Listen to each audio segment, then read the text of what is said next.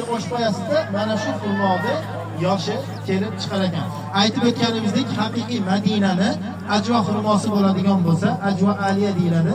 Bir kunda 7 dona yeydigan bo'lsanglar, zahar va sehr ta'sir qilmaydi deyilgan.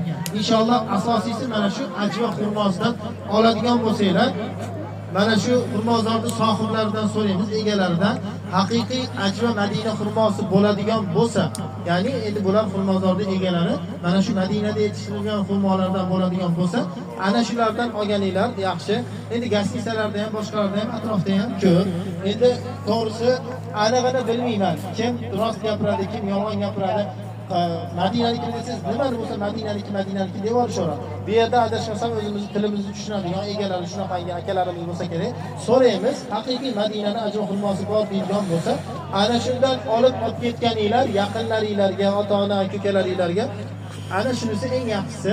Har bitta xurmoning inson uchun foydasi bor o'zi aslida. Xurmo mevasini endi afzalroq boshqalarni olib borib, qarindosh urug'larga, boshqalarga bemalol Nechta olamiz inshaalloh. Hozirda mana shu joyda suvlardan choylarda o'tiramizda, tez harakatimizni qiladigan bo'lsak, keyin peshin namoziga kech qolmasdan Masjidi Nabaviyga yetib olamiz. Avtobusda suhbatimizni davom ettirib ketaveramiz. Choy olib kelyapti, bir stakandan choylarni ichida keyin mana do'konga kelib aylanib ko'rasizlar.